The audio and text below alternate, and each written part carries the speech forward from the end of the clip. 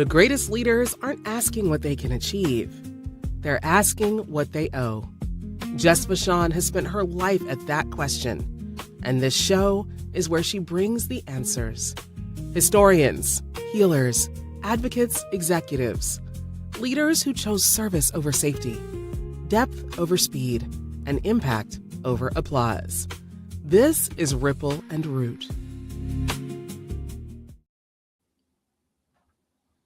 Hello, everyone. Welcome to Ripple and Root. I'm glad to have you here for our first episode and have a guest who actually inspired us to start this podcast, but we'll get to that in just a minute. There's a question I've been sitting with lately. What do you do when the things that you gave your life to protect start to break? Not in some abstract, far-off way, but right here in your own country, in the institutions you were trained to believe in. Do you grieve it? Do you rage? Do you look away? Or do you pick up your tools and build something new and unique? Today's guest chose to build. Ramon Perez is a U.S. military veteran who served 13 years on active duty with deployments in Iraq and Afghanistan. He came home in 2017 as a technology consultant, specializing in AI and machine learning for governments and large companies. And then January 6th happened. In his own words, he found himself asking how he could have spent so many years fighting for democracy in other countries, only to watch it start to crumble here in the U.S. The question didn't paralyze him. It produced the Digital Democracy Project, a nonpartisan, nonprofit initiative that uses secure blockchain mobile technology to give everyday voters a direct line to their legislators. Don't worry, we're going to explain all that and what it is. Not every 4 years. Right now it's available. It will allow you to view the bills being debated today and see the outcomes. What began in Florida in 2023 now operates across 7 states and covers federal legislation for every registered voter in the United States. And Ramon isn't done.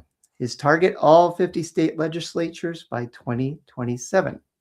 I am so grateful he said yes to this conversation. Welcome to Ripple and Root, Ramon.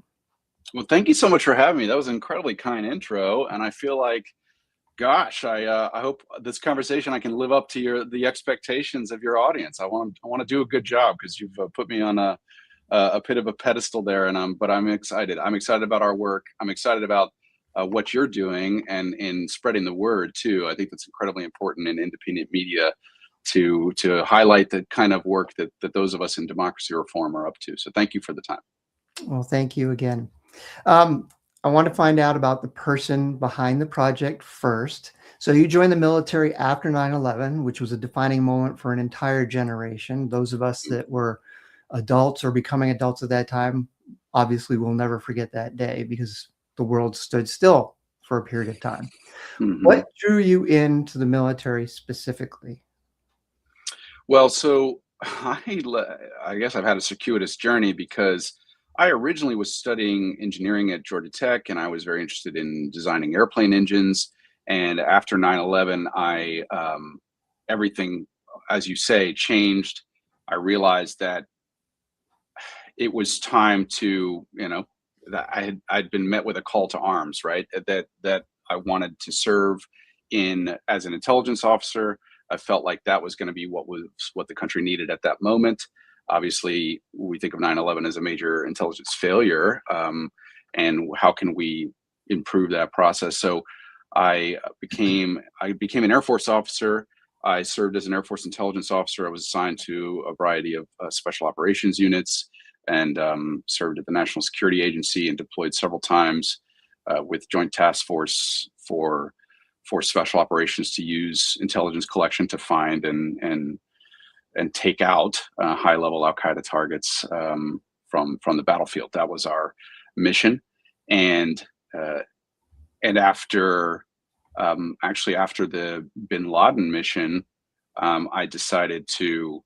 I felt like it was a good bookend for me for coming in for 9/11 with that explicit purpose, and I was in Afghanistan that night. I was a part of the Joint Task Force that was conducting that mission, and so I felt like that was a good bookend for me. So I actually left active duty in 2011 and became a reservist and went back to graduate school. So I went back to grad school. So I was a full-time student and a part-time airman at that point, and studied finance and economics. This was actually post financial market crash, so I became very interested in finance and economics.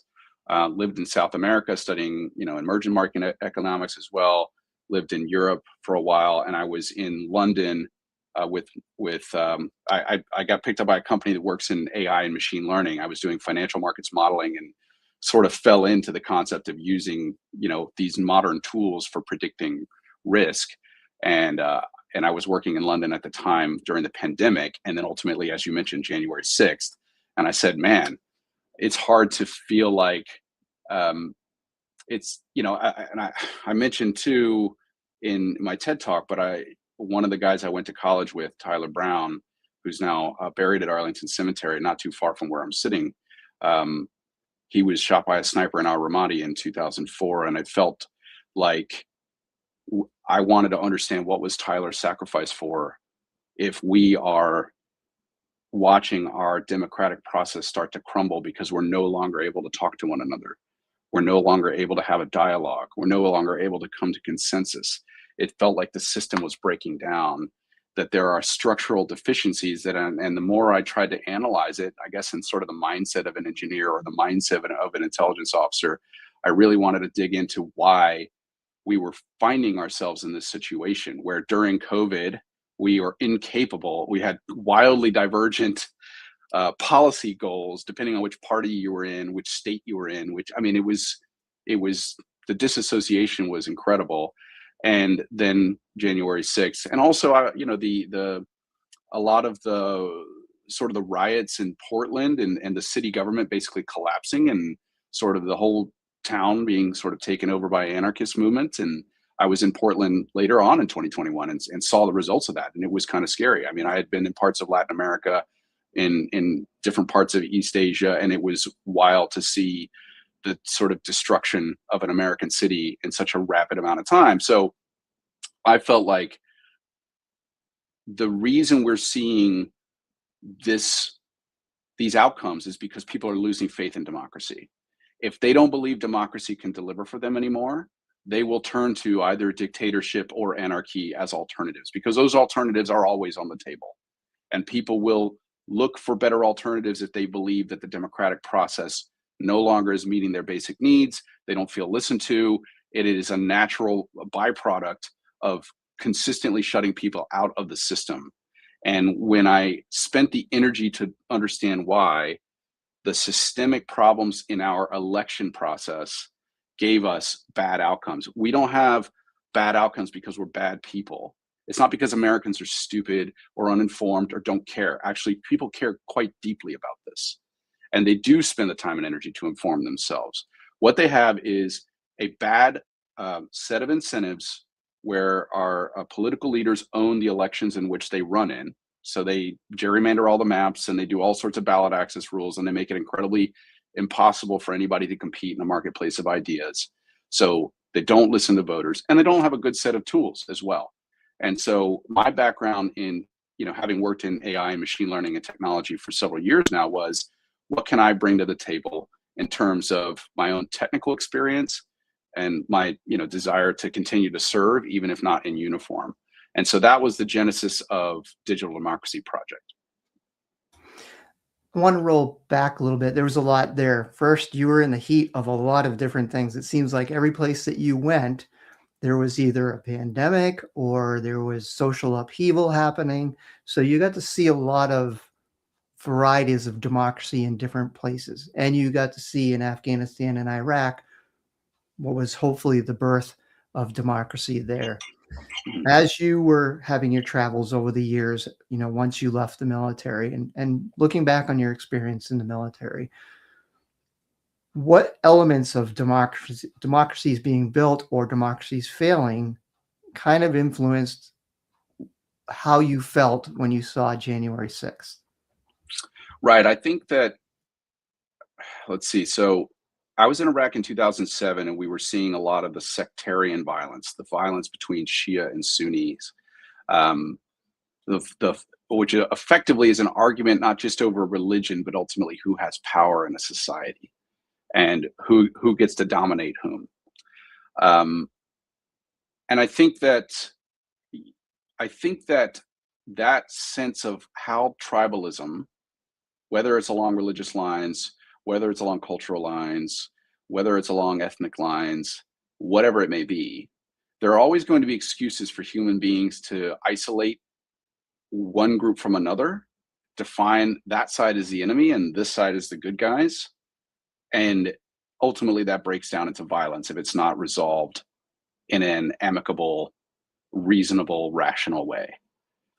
And I think that that is what felt like we were starting to see in the United States, the political violence that we're seeing, the variety of assassination attempts, the storming of the Capitol, whether it's honestly, whether it doesn't really matter whose political motivations, the fact that people are turning to violence because they feel like there is no system of debate and dialogue anymore that will work.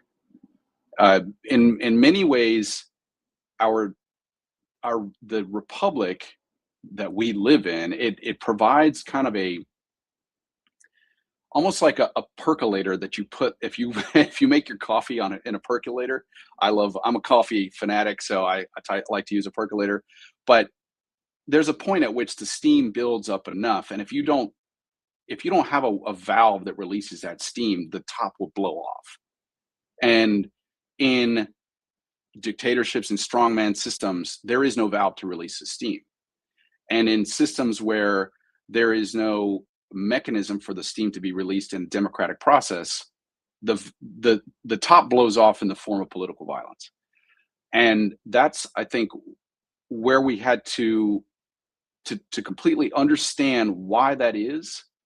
I think it's important to acknowledge the systemic nature of the risk that we've developed over decades. This isn't really even a Donald Trump thing. This is actually decades of our political system intentionally carving voters out of the process using the various mechanisms that the parties both sort of agree to use, except against the voters that they don't want to hear from, whether it's gerrymandering, whether it's like I say, ballot access laws to prevent independents and third parties from getting onto the ballot and competing.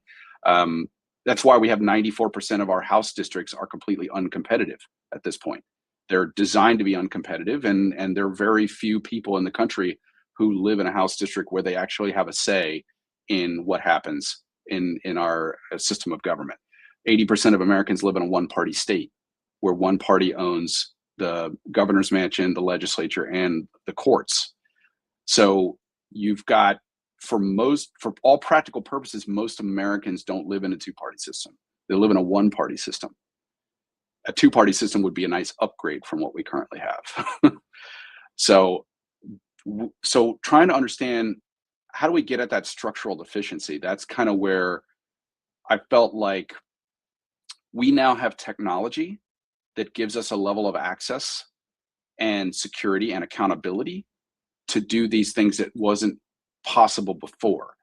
And so we partnered with a company called Votes, which is a blockchain-based mobile voting software based out of Boston that has been used for military voters overseas to vote by phone in places where they're deployed and have a hard time getting an absentee ballot through the mail. So if you're on a submarine under the water, you don't get mail service. If you're in a special forces unit in the Horn of Africa, the Postal Service doesn't deliver there. It's very difficult to get an absentee ballot in. And I've actually been in that scenario in more than one election where the person I voted for, the time it took for the ballot to get through the mail, the person I voted for had actually already dropped out of a primary, so I had wasted my vote. So I completely understood that what they were trying to build for and what Votes was designed for, but you had to do it at a high level of security. You have to verify people against the voter file. You have to match a photo ID with a selfie scan. And then you have to have this whole pretty significant cryptography effort to make sure that there's no manipulation between the phone and the blockchain, and then there's no manipulation along the blockchain. And so as I was working with their leadership team, I said, look, if you can do this for military voters overseas, it's like, why do we have to wait every few years to have a say in our government? Why don't we create something like the Netflix of government, where you can just have government in your pocket and you can interact on demand on whatever you want whenever you want. And so that's kind of where we got the idea to build Digital Democracy Project. And we did it as a nonprofit organization, but we're using pretty high grade and sophisticated software to make it possible. Okay, so here comes the part where we explain blockchain and how this functions at a very easy to understand level. So that's the challenge I'm throwing over to you right now. Right. So the concept of a blockchain, I mean, people think of it as the crypto, and which unfortunately is now tied up in all these crypto scammers and you know, people going to jail for defrauding people. But that's not actually what we're doing. We're not using the crypto side, but we're using the fundamental blockchain bit, which makes Bitcoin possible. The idea of a blockchain is that it really is just an accounting ledger. It's no different from what your bank would use to figure out how much money do you have in your bank account and which transactions you've carried out. The only difference is that instead of having a bank as the intermediary that defines and controls that data, blockchain is a zero trust system. There is no intermediary. It's an entirely decentralized system where you have multiple copies of the accounting ledger that exist simultaneously and are independently verified by basically a bunch of people using their computers to verify blocks on the chain simultaneously. So that when you want to make a transaction, there are multiple independent checks to determine what goes onto the blockchain and is it a valid transaction, and you know, therefore it deducts from your account. You know, think of like banking without the bank as the middleman. So similar to that, if you think about voting, you know, you want a system. This is what makes voting unique, right? You want a system where you have 100% confidence that this is a real person, that they are a US citizen, that they are on the voter file and a resident in the district where their, you know, congressman is the representative. So you have to verify identity. There is no way to do this with complete anonymity, because then you'd have bots and deep fakes and, you know, people creating fake accounts and trying to influence their legislator. So on the flip side, though, you have to protect the secret ballot, because you want to make sure that a person knows when they put their information, when they make make their statement about what they want, it has to be protected so that it can't be influenced or bought. Nobody can bribe somebody to vote one way or the other. And that's what secret ballots are designed for. So there's no risk of manipulation. And in our context, I think it's incredibly important that people know that we cannot see their ballots, so that we cannot harvest their data and try to sell it to advertisers or do any sort of nefarious things with it. So we have to protect the secret ballot while still being able to identify the individual to the voter file. And that's the unique part about voting, which makes this more challenging. So that's where the encryption layer comes in. It uses a system called homomorphic encryption. What that means is that you can encrypt that data as it goes onto the blockchain, but you can do it in such a way where in homomorphic encryption, you can conduct mathematical operations against the encrypted information without decrypting it. So you can add 2 + 2 = 4 without actually decrypting the 2's to make the 4, but you can still. So that's important for us in voting, because we can add vote tallies using that technique without having to decrypt in order to make it possible. That also is important to us because we are reporting out results from the blockchain on an hourly basis. So as people are contributing to voting on a bill, let's say it's the one big beautiful bill or some marquee piece of legislation, you want to inform your legislators in real time, or as close to real time as we can make it, so that your legislators know, going in to the chambers in Congress, know exactly what their district wants them to do. The key here is it's on us as Digital Democracy Project to load the bills with enough time in advance of a vote to give people a chance to weigh in and report out those results continuously, because our goal is to give legislators some value in saying, this is what your district is asking from you. It's like real-time polling of your district. So that's clear value to legislators. They would normally spend a lot of money on that. But the value to voters is, at the end of the session, we grade what did the voters want in the app and what did the legislators actually do on the floor. So did they vote the same way their district wanted?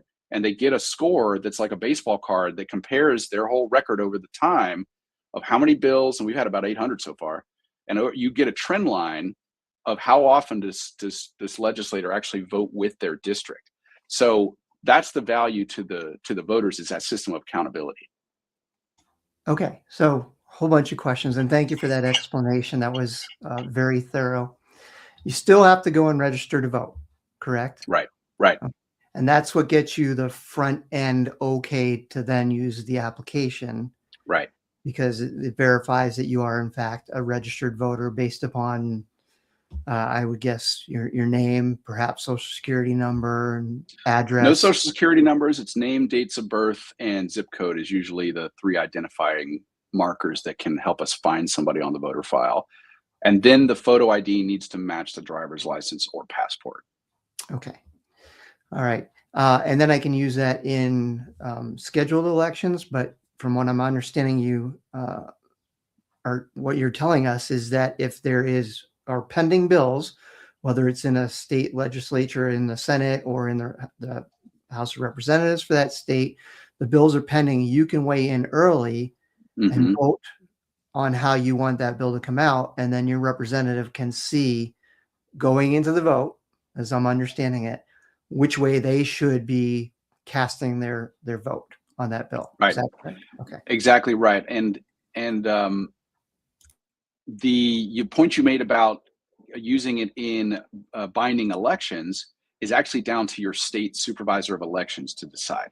Some states do have enabling legislation and have already been using mobile voting in pilots, mainly for military voters overseas, but some of them are expanding this to people with disabilities who have trouble getting to the polls, especially visual impairment, where it's very difficult for them to read the touch screen in a polling booth. So usually that means somebody has to stand over their shoulders and read it out to them, so they lose their secret ballot.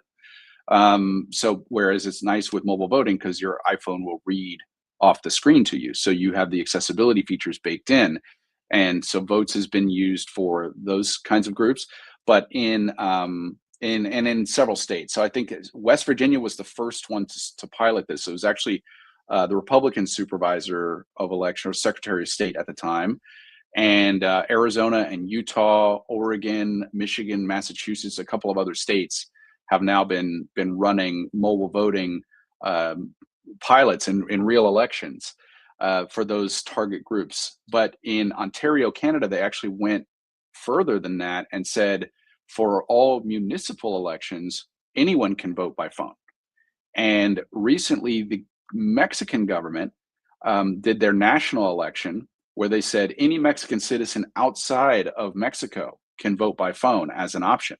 So they can go into the embassy if they want, they can cast a ballot on paper, but they can also download the app and vote by phone. And so hundreds of thousands of Mexican citizens actually used this technology to vote in their national election last year. So it's definitely gaining traction. And I think we are big believers in the technology, but we're also big believers in not having to wait every couple of years to have a say. We want people to be able to use the technology to have a say all the time. Let's bring government directly into people's homes, so when they've got a spare 20 minutes, they can have a say on a piece of legislation, and they can weigh in as much or as little as they want. Some people are super voters. They want to vote on every single bill we carry, and have done since the beginning, on hundreds of bills, and that's amazing. But some people usually want to jump in on a specific bill that they care about because it's a topic that they care about, whether it's guns or taxes or abortion or whatever topic of the day. They'll jump in and focus on that, and they'll discard the rest. And that's perfectly fine too. So we want a platform that is available for that. Talk about the challenges of getting this platform accepted in a particular state. What does it look like from having the initial conversation to getting it approved and being used in practice? So I guess I can speak about two different things. So one is mobile voting, where Votes is working directly with a supervisor of elections. That is definitely a high hurdle because there has to be enabling legislation passed by that legislature to allow the supervisor's office to use this. And like I say, several states do have it, but not all of them. And the states that do have it are often limited to just target groups: military voters, voters with disabilities, some tribal where it can be hundreds of miles on a reservation to get to a polling location. So piloting that in tribal reservations. So that's a higher hurdle for binding elections. For what we're doing with Digital Democracy Project, it is effectively an advisory ballot. You're telling your legislator how you want them to vote on bills, and then you are tracking if they did or not at the end of the session and just getting a readout from that process. So it's basically a scorecard, but weighed against democracy rather than scoring somebody on environmental policy or scoring somebody on the Chamber of Commerce scores them on business stuff. We're scoring people on democracy. So for us, we don't actually have to go and get any permission from legislators. We don't need to ask any politicians for the right to do this. We go directly to the voters and we empower them with the data and the tools to have a say in the process. We're also using AI quite heavily now. We've introduced a chatbot on our website. So if you're looking at a bill, let's say it's the One Big Beautiful Bill, we load all of the legislative text, hundreds of thousands of pages, into a database where the bot can rapidly read and summarize the legislation for you, answer detailed questions. So you say, how does this affect Medicaid payments? How does this affect food stamps? Whatever, and it'll dive into the legislation and give you a quite detailed answer. So we want to be able to use these cutting edge tools to help inform people about what the legislation does, how it affects them, so that they feel some confidence before they say yay or nay, and tell their legislator how they want them to proceed. In the areas that this is in use, do you find that the legislators are listening to the constituents? And if they're not, what's the outcome of that? It's definitely a mixed bag. And interestingly enough, it is not by party affiliation at all. I've been thrown out of the offices of both Democrats and Republicans alike. And we've been embraced by Democrats and Republicans alike. We actually had a bipartisan appropriation that was sponsored by a senior Republican senator named Keith Perry out of a rural district in Ocala, north central Florida, co-sponsored with a junior, very progressive House member named Rita Harris out of Orlando, who worked together to push that through the budget process and got it through committees and a Republican-controlled legislature, the budget committee run by Alex Andrade, very conservative Republican. They got it entirely through the system and into the budget. And we, did a happy dance until Ron DeSantis line item vetoed our funding. So that was a bummer. But because my philosophy was this shouldn't be a nonprofit doing that. This should be something that's done by the state for the voters.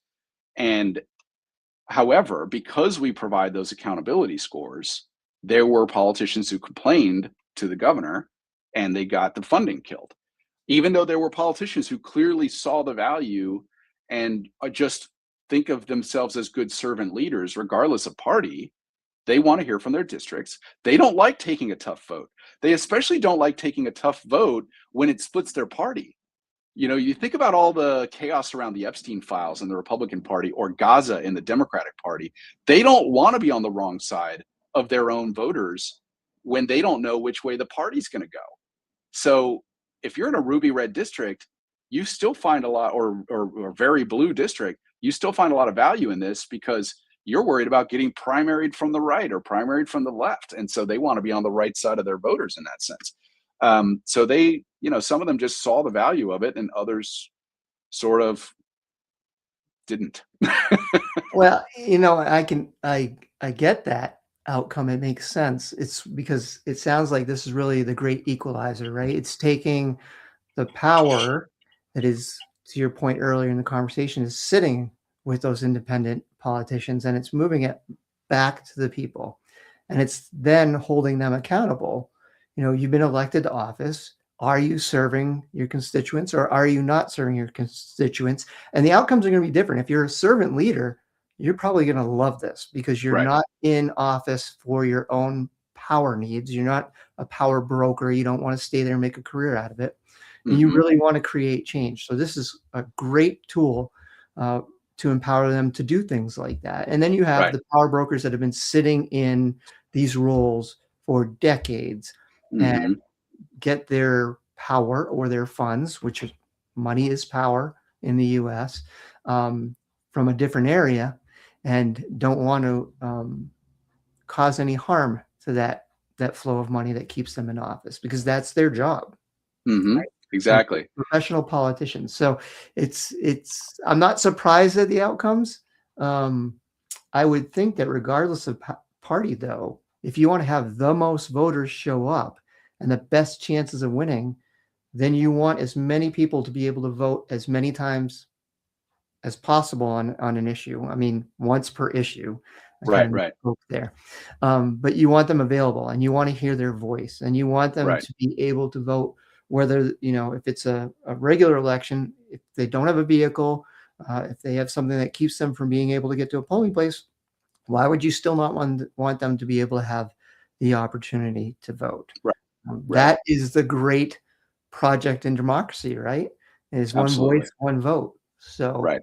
Absolutely. And if certainly you makes take a look at our website, we have a supporters page where a few dozen legislators or candidates have publicly endorsed our project and told their districts and their constituencies that they want to use these tools to be a better, more accountable servant leader. And I think what it's going to take is that you need to start seeing some of these people challenge incumbents who are not accountable and start replacing them by saying, we've got the technology now.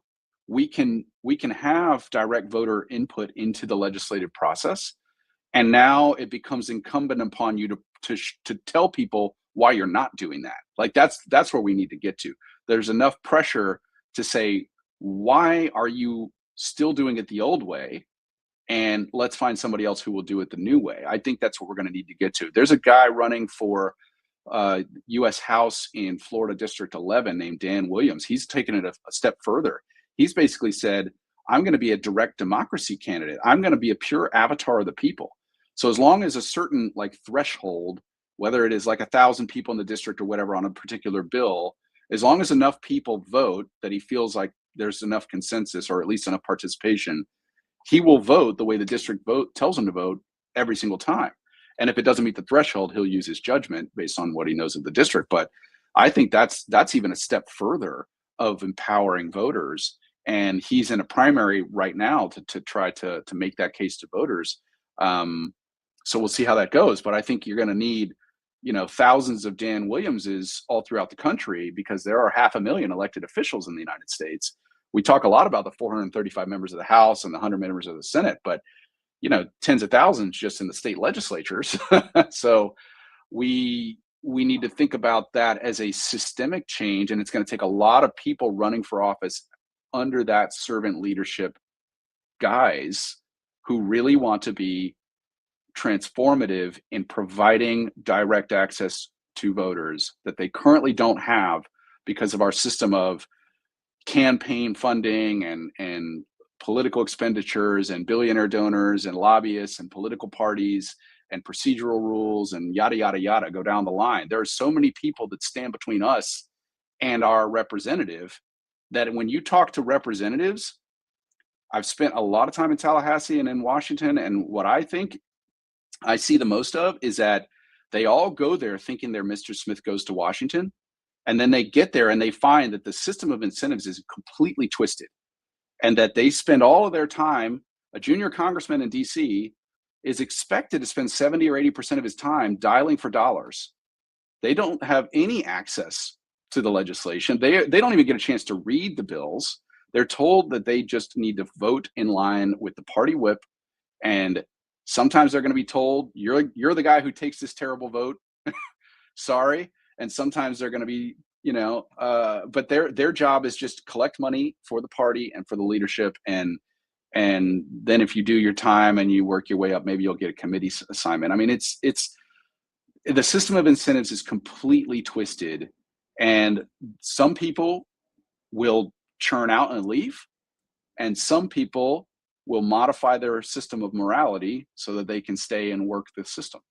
And that's what we find. Yeah, that's a sad statement on the type of people that have the staying power at that level. You would hope, and I think that's the inspiration that our country is built upon, is that people will do the right thing, that they have good, strong moral character, and they will stand by that. And I think it's important, when you're in any position of leadership, you have to know where your line is, and not just know it, but you have to live by it. Hmm. So it's a bit disheartening to hear that that's how it's working behind the scenes, and to even think that someone is spending that much time just doing fundraising, because who are they serving? Now that you're Right. serving a party, um, Hmm. or a corporation or what Right. have you, and you're not serving the people that you're supposed to be helping. Right. And so I think that speaks to your story of the system is broken, and we need to find some way to get it back to what it was supposed to be. Um, you mentioned earlier about funding for this. So I believe it's funded or it's modeled on the Wikimedia Foundation funding. Can you Right. talk a little bit about that? Right. Yeah. That's it's a nonprofit. We collect, donations from the public, but we also, this is a community effort, really. I don't feel like we're going to have some white knight that comes in and saves us. If it's down to save democracy and all the institutions that we thought were going to step in and solve this problem have started to fall apart, then really it's on us. And what that means is that um, we can volunteer time. We're an all volunteer team. All of our code is developed by volunteer coders. When we have some money, we'll pay for some developers to speed up the features that we're building. But outreach organizations that we work with who can speak to their groups, their community groups. We have volunteers who help us with that outreach process, community ambassadors. We have volunteers who will go and table at events and hand out literature and talk to voters. And and of course we have people who are kind enough to donate $10, $20 on the website. Some people will mail us a check for $5,000. Um, it totally depends, but we have tried to be intentional about doing this as a nonprofit so that there is no risk that some rogue shareholder someday says, well, I want you to harvest everybody's data and sell it to the highest bidder, or I want to sell the company to Facebook or Google or what have you, and compromise our mission or our sense of public purpose. So we were intentional about this. We've also tried to balance our board of directors so that they come from different political persuasions, because this is an American problem. It's not a Republican problem or Democratic problem, or it is it is what kind of democracy do we want to leave as a legacy for our children and our grandchildren? And it's going to take all of us to define that. So you've spoken about the work that goes into this and the funding challenges that go along with it. What does a hard day look like to you as you're running this project? And is there ever a moment where you're thinking, I'm not sure this is worth it? And when you have those moments of doubt, if you have them, what do you look back upon that keeps you driving forward with this? Certainly, having our funding vetoed by the governor was probably one of the hardest days because I've been fortunate enough, because I work in technology. I was able to come into this project with a lot of startup money, and had a plan and had a vision, and like we were meeting our targets, and like we went through that money. We were counting on the state to like take over this thing. So that was tough, and we had to pivot. Now, the upside of that, I suppose, is that we decided, okay, well, maybe we won't just do this in Florida. Maybe we'll expand this to other states. Maybe we'll include federal legislation. We'll let other Americans outside of Florida participate in this process. And so that's what we did. So we started incorporating federal legislation. Now we can verify voters in all 50 states down to their House districts. So we can at least let them have a say on federal bills and match them up against their congressman in Washington or their senator. We've onboarded additional 6 states at the state level, at the state legislative level, where we get them down to a House or state Senate or precinct level, so we can We can match them up against their state senators and state delegates. So we're now operating not just in Florida, but in Virginia and Washington, Massachusetts, Michigan, Utah, and Arizona. And our ambition is to be able to do all 50 states by the state legislative sessions next in 2027. We want to be in all 50 states. So I think even though that was really tough, and it certainly forced us to get very lean, what it also did was it made us really lean in on tools that can help and on volunteers who are willing to pick up the baton. And I think that's actually made us a better organization overall. So we're generating a lot of new feature designs. We're using Claude Code to help us build, and matching that with volunteer coders who can validate and design features and give part of it to the AI and then come back and do quality control and then ship it.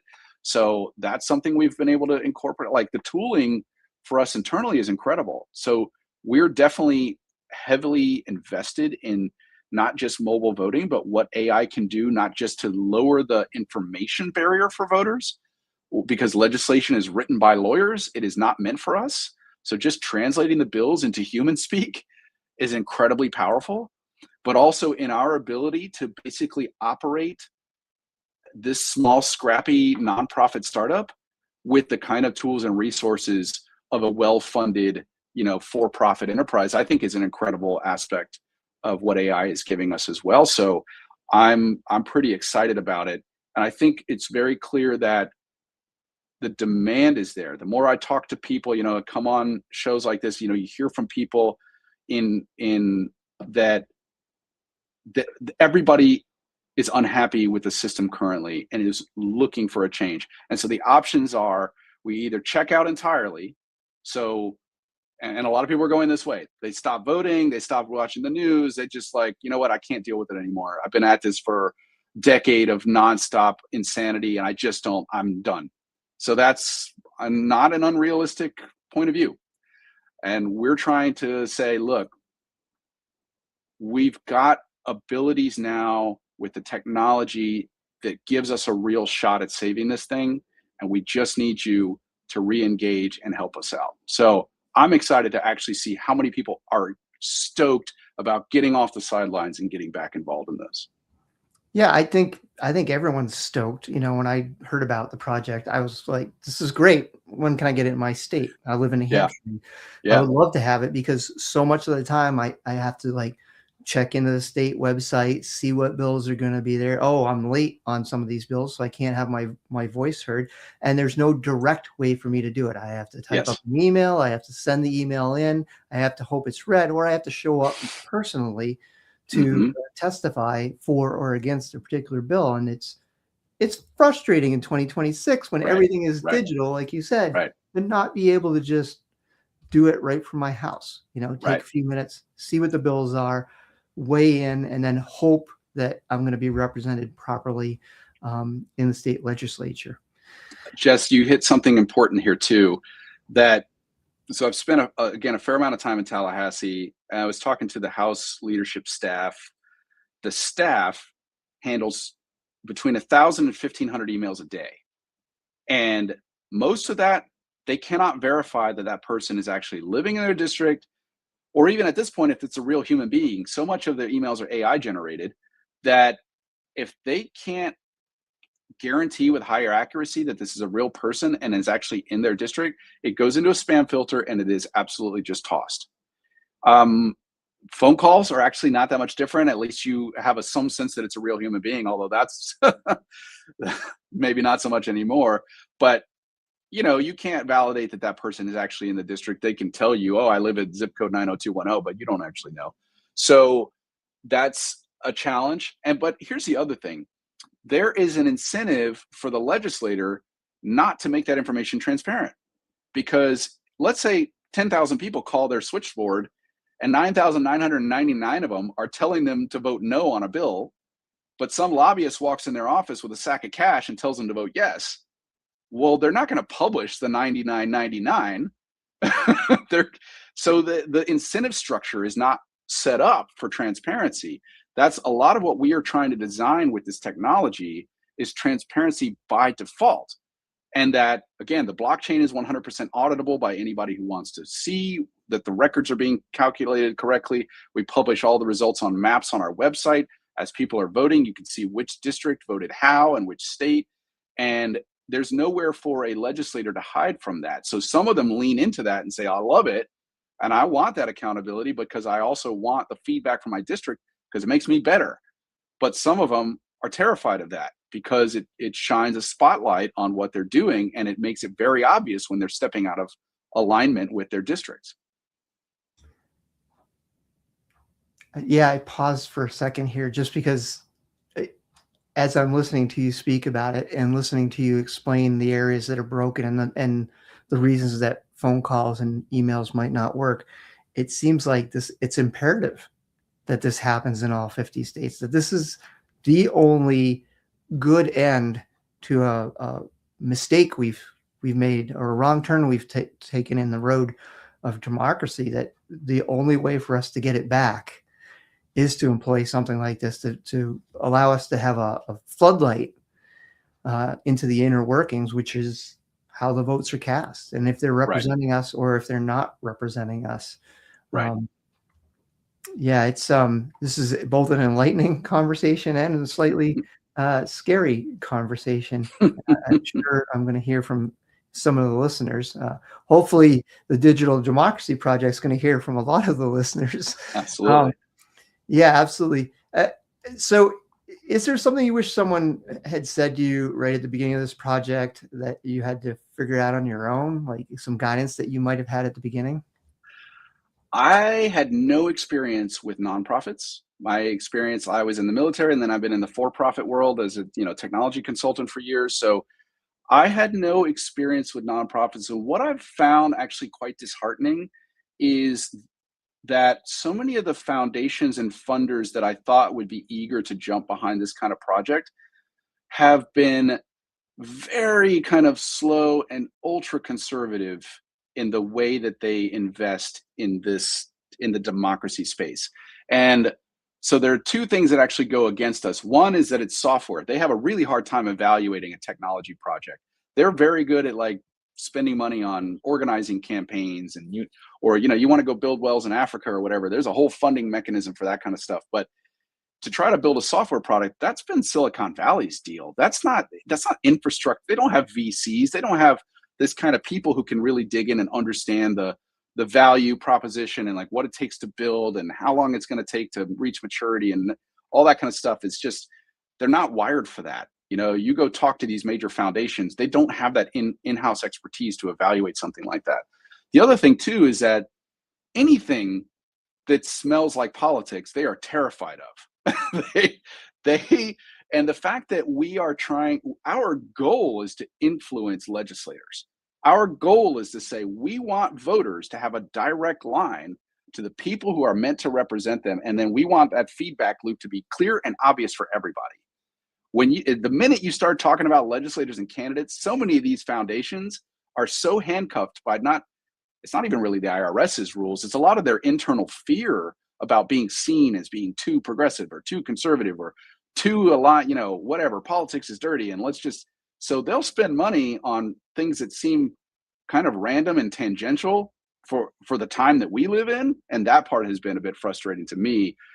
So I've learned some lessons about like the nonprofit ecosystem, which I'm happy to talk through over a beer or three with some people in this space.